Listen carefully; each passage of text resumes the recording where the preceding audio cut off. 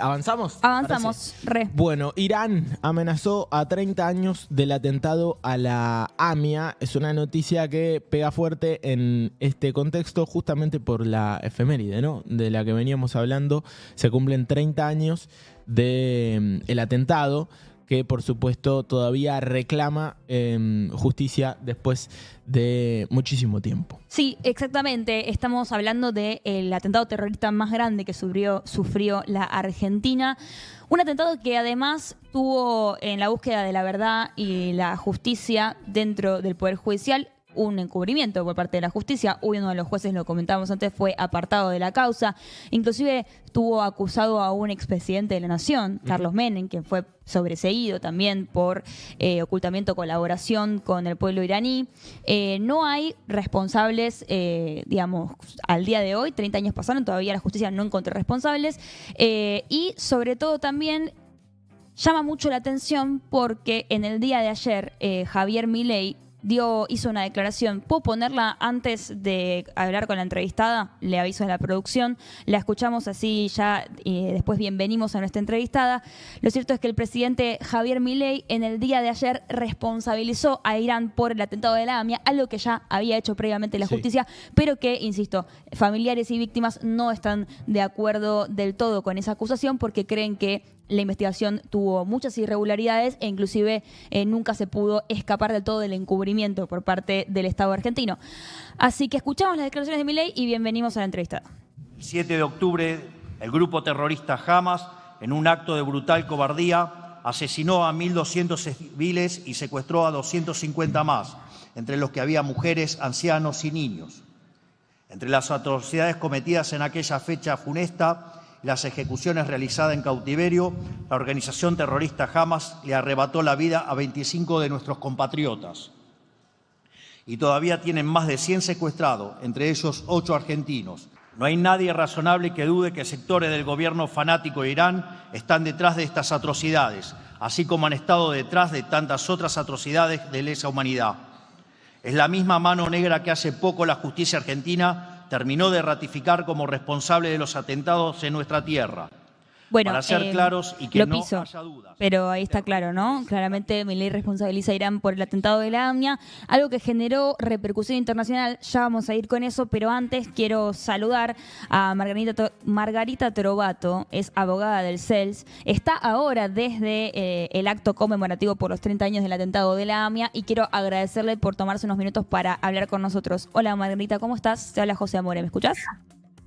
Buenas, sí, ¿cómo andan? Bien, todo bien. Bueno, muchas gracias por atendernos. Entiendo que estás ahí en el acto, ¿no?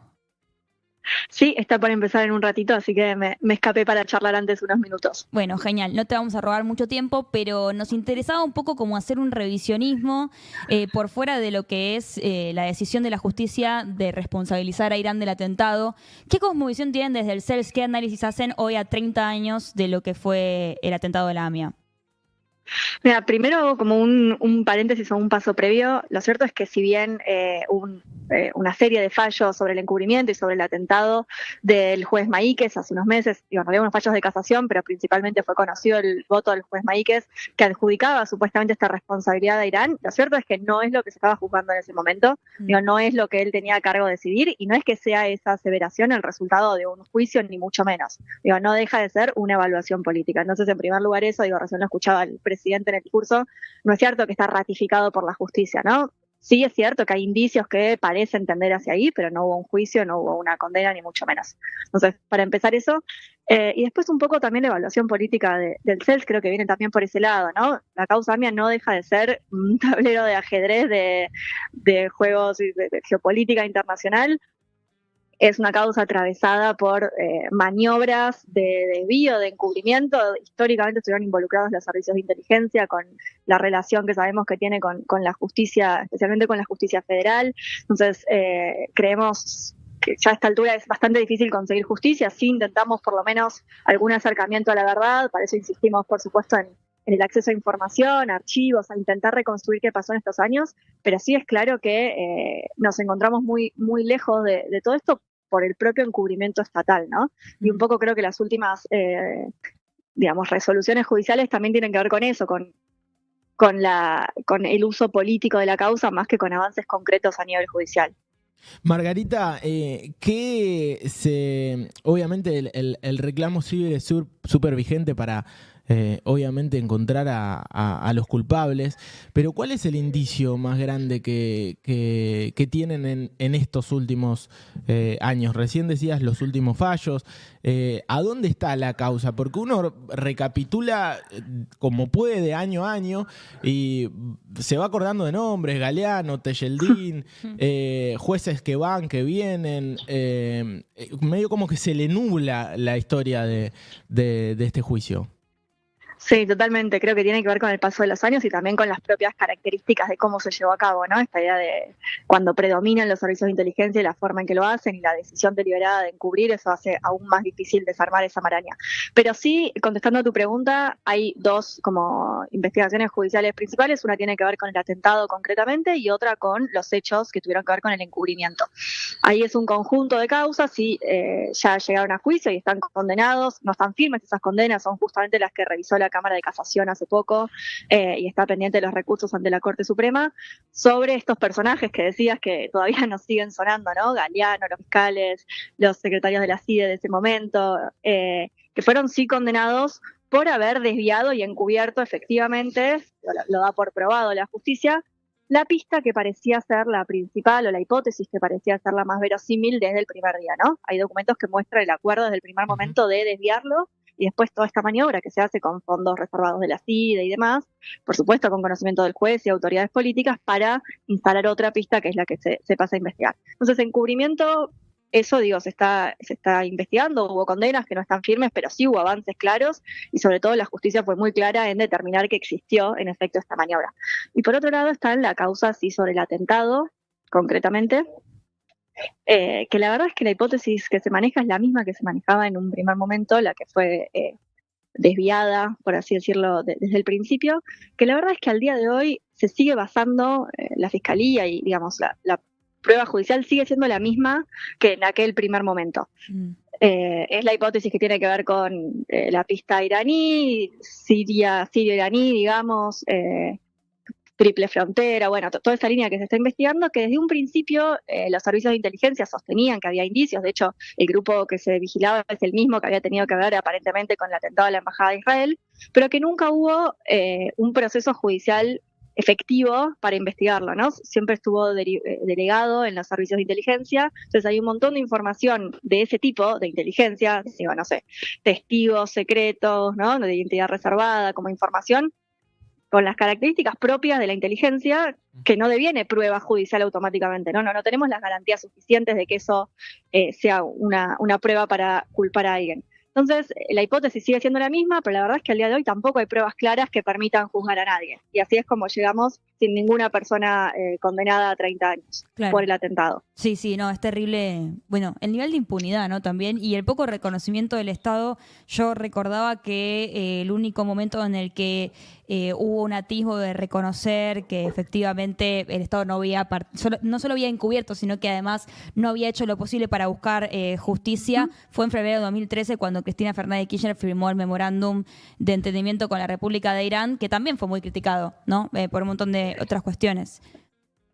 Sí, ese memorándum que además no llegó a entrar en vigencia, ¿no? Digo, generó toda esa polémica y ni siquiera se puso en práctica. Pero igual ahí te agrego, sí hubo otras instancias de reconocimiento del Estado, como bien decís, no solamente de no haber investigado, sino también de haber encubierto y desviado deliberadamente a nivel internacional. Claro. Hubo, y ahí te cuento un poquito, el CELS acompaña Memoria Activa, que es un grupo de familiares y amigos de familiares de víctimas del atentado, que ya desde un principio, viendo que la investigación de Galeano no iba a ningún lado, que se empezaba a retasear información, que se manejaba discrecionalmente con cada querella, que la dirigencia comunitaria tampoco acompañaba de una forma clara, decidieron denunciar al Estado argentino, demandarlo en las instancias internacionales, ¿no? En el sistema interamericano de derechos humanos. Y ahí se abrió un proceso, primero más político, después ya contencioso. En el 2005 el Estado, de manera lo que se llama una solución amistosa, o sea, de manera política, negociándolo, asume su responsabilidad. Eso está volcado en un decreto del 2005. Digo, hay legislación argentina donde se reconoce la responsabilidad y se compromete a una serie de medidas que por supuesto nunca se pusieron en práctica. Y así llegamos a la otra instancia internacional, que es la Corte Interamericana, que tuvimos la sentencia hace un mes aproximadamente, donde sí su decisión es obligatoria para el Estado. Y también ante la Corte el Estado, previo al dictado de la sentencia, reconoció su responsabilidad, se allanó, reconoció que no solamente lo había investigado como era debido, sino que había desviado, encubierto y que tampoco estaba haciendo ahora todos los esfuerzos necesarios para de alguna forma reponer todo aquello que se perdió, investigar el encubrimiento, desclasificar información, avanzar en reconstruir. Claro. Bueno, eso es una buena noticia, ¿no? Entiendo que también es un fallo histórico, así que veremos si de alguna manera desde ese aspecto, al menos de lo que es la Corte Internacional de Derechos Humanos, se puede llegar a buen puerto. Te hago una última chiquita pregunta y te liberamos porque obvio. está por comenzar el acto. ¿Qué pensás vos respecto a estas declaraciones del gobierno, ¿no? El posicionamiento del gobierno actual de Javier Milei, ¿qué hay detrás de eso? ¿O cuál puede llegar a ser la estrategia? ¿Cómo la ves? Mira, la verdad es que son movidas claramente políticas que a la vez eran esperables de este gobierno por cómo se presentaba su visión política y de inserción internacional en general. Entonces no sorprende, lo que sí, por supuesto, da bronca el uso una vez más de la causa AMIA en este sentido. Claro. Como decíamos al principio, no es cierto que esté comprobado que fue Irán, sí es cierto que como decíamos, hay hipótesis desde el principio y son las mismas que se mantienen, que indicarían que sí fueron personas iraníes, pero bueno, se está produciendo prueba judicial al respecto, que no sea solamente información de inteligencia. De hecho, el mismo juez Maíquez, cuando revisa ahora hace un par de meses la causa principal, confirma la absolución de Tejeldín, que fue quien entregó la Traffic, porque dice no está comprobado que él supiera para qué se iba a usar, y ahí mismo dice, esta causa no se puede dar por cerrada, no se puede dar por concluida una verdad, porque falta avanzar en un montón de información en distintas dependencias del Estado, información de la CIDE, información de Policía Federal que participó a través de sus organismos de inteligencia. No, el mismo juez que después, el título público mediático fue que está comprobado que fue Irán, en su sentencia dice, necesitamos seguir avanzando en todo este material que hay. Entonces, sí, digamos, ojalá lleguemos a la justicia, los podamos juzgar, pero por lo pronto acercarnos a la verdad, ¿no? Construir una verdad histórica, y para eso es necesario revisar todo lo que hay y reconstruir también todo lo que durante muchos años se encubrió adrede. Sí, absolutamente de acuerdo con eso, ¿no? Con la necesidad de construir una verdad histórica. Y en ese caso señalar la responsabilidad del Estado en el encubrimiento también. Muchas gracias, Marita, por esta comunicación. Te liberamos y bueno, por favor. Seguimos consultándote para lo que necesitemos. Gracias. Dale, gracias por el espacio. Hasta luego. Buen día. Buen día. Bueno, ahí estaba, ¿no? Margarita Trovato, abogada del CELS con una claridad muy precisa. El CELS ha sido ¿no? Un acompañamiento en términos judiciales muy importante para lo que es memoria activa y el grupo de militantes y de familiares víctimas de AMIA, que, bueno, pujan por una verdad histórica. Hoy se cumplen 30 años de impunidad. Es para mí una de las cosas más oscuras, de las manchas de la democracia más oscuras que tiene nuestra historia, y es muy interesante también desarmar un poco el proceso. En este momento no lo vamos a hacer, hay algo recién que repasábamos, pero quizás en algún momento vamos a hacer como un informe más detallado y preciso. Sí, es eterno como estos 30 años para la gente que necesita y pide justicia. Sí, antes de cerrar quiero contar un poco en qué quedó